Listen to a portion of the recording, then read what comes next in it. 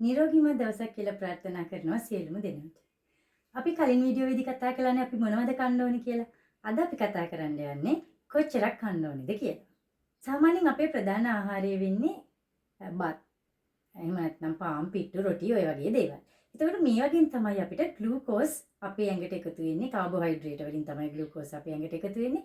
එතකොට ඒකෙන් තමයි අපි ශක්තිය අපේ ඇඟේ නිපදවා ගන්නේ. පහසුවෙන්ම නිපදවා ගන්න පුළුවන් ඔය කාබෝහයිඩ්‍රේට් වලින්. එතකොට අපි කන්න ඕනේ අපේ ඇඟට ශක්තිය නිපදවන්න ඕන ප්‍රමාණ වලින්. හැබැයි ප්‍රශ්නේ තියෙන්නේ අපි කන්නේ එහෙම නෙමෙයි. අපි කෑමක් දැක්කහම කනවා, යාළුවෙක් ගෙනත් දුන්නාමත් කනවා, ගෙදර මේසෙට තිබුණත් කනවා, ෆ්‍රිජ් එකේ ඇරලා ඒකේ මොන හරි තිබුණොත් කනවා. ඒ මුකුත් නැත්තම් අපිට කන්න ආස හිතුනොත් අපි කඩේකට ගිහින් අරගෙන කනවා. ඔය අපේ තියෙන හරි නරක ආහාර රටාවෙන් හින්දා තමයි අපේ ගොඩක් දෙනෙකුට දියවැඩියාව, අදිරුධිර පීඩනය, කොලෙස්ටරෝල් වැඩි වෙන්න, ඒ වගේ දේවල් එක්කම තරබාරුවටත් හේතු වෙලා තියෙන්නේ ඔය අපේ හරිම නරක ආහාර පුරුදු. ඉතින් අපි අද කතා කරමු අපි කොහොමද හරි සෞඛ්‍යයක් පවත්වා ගන්න ඕන කෙනෙක් නම් අපි ආහාර කොයි ප්‍රමාණ වලින්ද ගන්න ඕන කියලා. සාමාන්‍යයෙන් අපිට මම කියවනේ අපිට කාබෝහයිඩ්‍රේට් තමයි වැඩිපුරම අපේ ශක්තිය නිපදවන්න ඕන කියලා.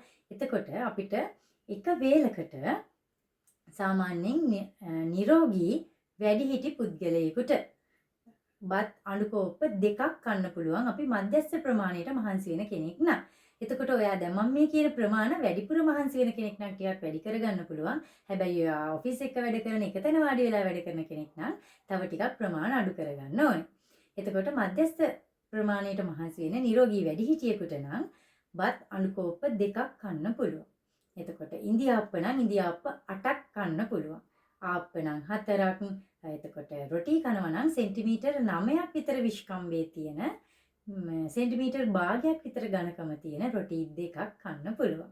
අල වර්ගයක් කනවා නම් ඒකත් අඬු කෝප්ප දෙකක් වගේ තමයි කන්න පුළුවන්. ඊළඟට පිට්ටු කනවා නම් සෙන්ටිමීටර් 12ක් විතර දිග සෙන්ටිමීටර් 5ක් විතර ඝනකම පළල තියෙන පිට්ටු කෑල්ලක් කන්න පුළුවන්. පාන් කනවා නම් ඔය බත් අඬු කෝප්ප දෙකේ පිටි ප්‍රමාණය තියෙනවා පාන් පෙති 4ක.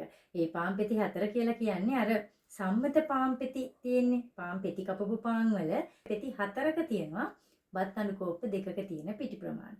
එතකොට මේ ප්‍රමාණය තමයි අපි කාබෝහයිඩ්‍රේට් ගන්න ඕනේ.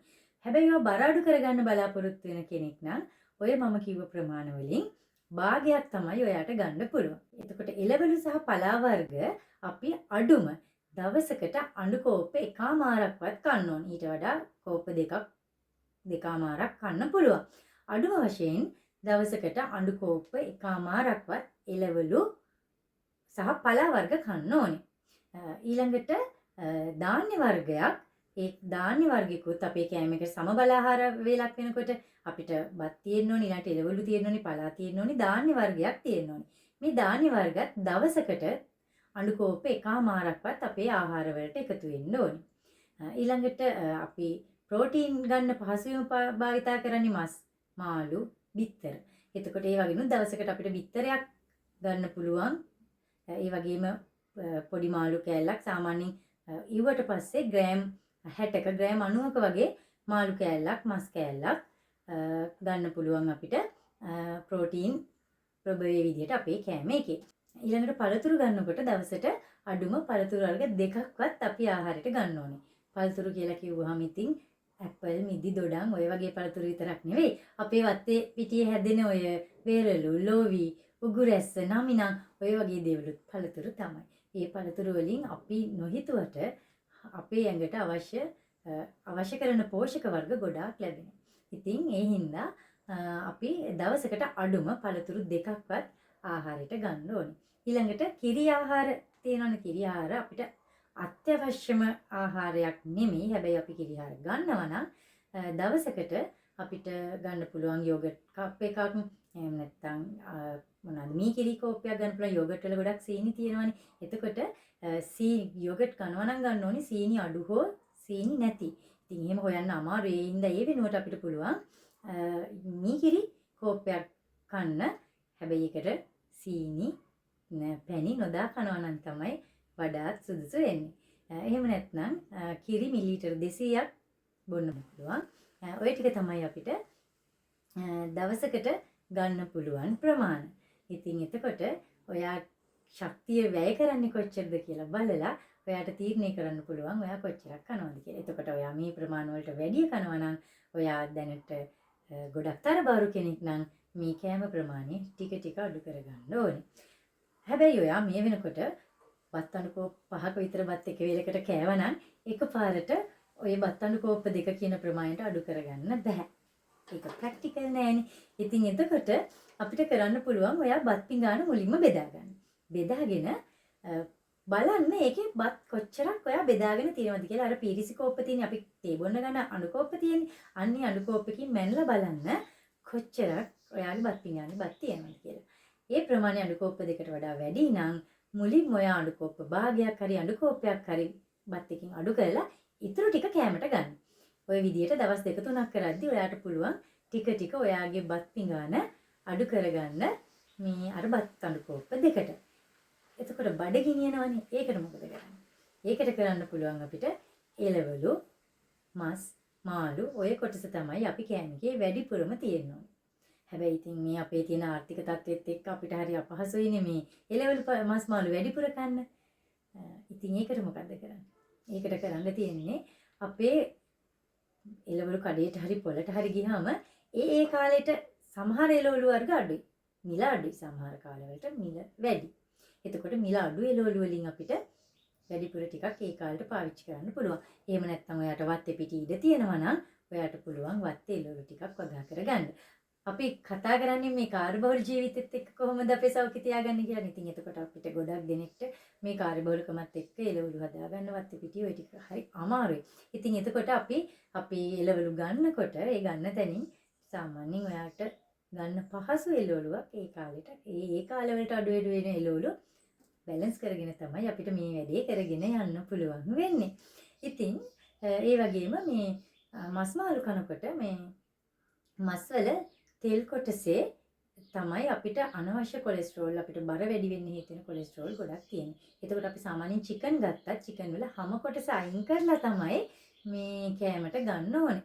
ඉතින් හැබැයි මෙහෙම අපි ගොඩක් දෙනෙක් කරනවා චිකන් වල හැම කොටස අයින් කරලා හැබැයි ඒක ටෙම්පරාදු කරන්න ගන්නවා. හැබැයි එතකොටත් වෙන්නේ අර තියෙන තෙල් කොටස කෑමට එකතු වෙන. ඒ හින්දා හැම රහිත මේ මස් වල තමයි තෙල් කොටස් අඩු ඒව තමයි ගන්න ඕනේ. මාළු අපිට ගන්න පුළුවන්. මාළු වල තියෙන තෙල් මාළු වල බහුලව තියෙන ඔමේගා 3 ඔමේගා 6 කියන වගේ මේ අපේ ඇඟට අවශ්‍ය තෙල් වර්ග. ඒ හින්දා මාළු අපිට කෑමට එකතු කරගන්න පුළුවන්.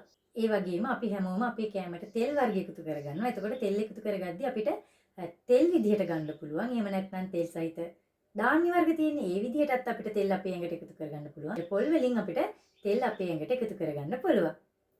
තෙල් ගැන කතා කරනකොට අපිට තෙල් පාවිච්චි කරන්න පුළුවන් හරිම බොහොම අඩු ප්‍රමාණයක් තමයි අපේ ඇඟට අවශ්‍ය වෙන්නේ අඩු ප්‍රමාණයක්.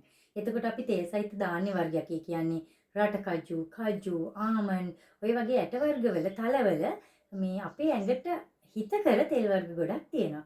ඉතින් ඒවා අපිට සාමාන්‍යයෙන් එක මිටක් වගේ දවසකට අපිට ගන්න පුළුවන්. අපිද අපේ ඇඟට අවශ්‍ය ප්‍රමාණයට ලබා ගන්න. පොල් තෙල් පාවිච්චි කරනවා නම් දවසටම පොල් තෙල් මේස හැන්දක් වගේ තමයි එක පුද්ගලයෙක්ට පාවිච්චි කරන්න පුළුවන් ප්‍රමාණය. පොල් පාවිච්චි කරනවා නම් සාමාන්‍ය එක පුද්ගලයෙක්ට ගාගත්ත පොල් මේස හැන්දි 3ක් මේස හැන්දි 5ක් වගේ තමයි පාවිච්චි කරන්න පුළුවන්. හෝ එහෙම නැත්නම් ඒකෙන් මිරික ගත්ත පොල් කිරි එක පුද්ගලයෙකුට පාවිච්චි කරන්න පුළුවන්. ඒ ප්‍රමාණය ඇති අපේ මේද අවශ්‍යතාවය අපේ ඇඟට සම්පූර්ණ කරගන්න. අපි කතා කළේ දැන් ප්‍රධාන ආහාර වේල් ගැනනේ. අපි ප්‍රධාන ආහාර වේල් වලට අමතරව වේල් තුනට අමතරව අපි ගොඩක් වෙලාවට පුරුදු වෙලා ඉන්නවා කෙටි ආහාර වේල් දෙකක් ගන්න. ඉතින් මේ කෙටි ආහාර වේල්වල එක තමයි ගොඩක් අපේ සෞඛ්‍යයට අහිතකර කෑම අපි ඇඟට ගන්න. අපි ගොඩක් වෙලාවට පුරුදු වෙලා ඉන්නේ බිස්කට් එකක් කන්න, ෂෝරීට්ස් එකක් ගෙනල්ලා කන්න, ඒතකොට කේක් කෑල්ලක් කන්න, ඔය වගේ දේවල්නේ. එතකොට එහෙම නැතුව අපිට පුළුවන් නම් අපේ කෙටි ආහාර වේල් දෙකත් සෞඛ්‍ය සම්පන්න විදිහට ගන්න අපිට පුළුවන් අපේ සෞඛ්‍ය හරි පහසුවෙන් රැක ගන්න. මොනවද මේ සෞඛ්‍ය සම්පන්න කෙටි ආහාර? අපිට කෙටි ආහාරයක් විදිහට පළතුරු ගන්න පුළුවන්. කෑලි කපලා සලාදයක් විදිහට හදාගෙන එළවලු ගන්න පුළුවන්. එහෙම නැත්නම් බෙදපු ධාන්‍ය වර්ගයක මිටක් විතර අපිට ගන්න පුළුවන් කෙටි ආහාරයක් විදිහට. එහෙම නැත්නම් තඹපු බඩිරිඹු කරලක් එතකොට මේ ලුණු තෙල් වැඩිපුර දාන්න නැතුව බැදපු පොප්කෝන් ටිකක් කෙටි ආහාරයක් විදිහට ගන්න පුළුවන්. ඒ වගේම අපිට පුළුවන් මේ යෝගට් එකක්, මීකිරි කෝප්පයක් වැඩිපුර සීනි නොදා කෙටි ආහාරයක් විදිහට ගන්න. ඒ වගේම තමයි අපිට පුළුවන් කෙටි ආහාරයක් විදිහට සීනි යොදපු නැති තේ එකක්, කෝපි එකක් බොන්න. ගොඩක් ප්‍රශ්නේ තියෙන්නේ අපි තේ එකක් බොන්නෙම සීනි දාලානේ, කෝපි එකක් බොන්නෙම සීනි දාලානේ. හැබැයි සීනි නැතුව තේ එකක්, කෝපි එකක් බොන්න පුළුවන් නම් ඒකත් සෞඛ්‍ය සම්පන්න කෙටි ආහාර වේලක් විදිහට අපිට ගන්න පුළුවන්. ඉතින් ඔය විදිහට ප්‍රධාන ආහාර වේල 3යි, කෙටි ආහාර වේල 2යි අපේ ශරීරයට හිතකර විදිහට සෞඛ්‍ය සම්පන්න විදිහට ගන්නවා නම් අපිට පුළුවන් බෝ නොවන රෝග වලින් ආරක්ෂා වෙලා ඉන්න සහ අධික තරබාරු අඩු කරගෙන හැඩට ඉන්න. මොකද අපි සෞඛ්‍ය අමාත්‍යාංශයේ තේමාවක් තියෙනවා හැඩට ඉන්න මැනලා කන්න කියලා. ඉතින් මම ඔය කියලා දුන්නේ හැඩට ඉන්න ඕන නම් මැනලා කන්න ඕන විදිහ තමයි.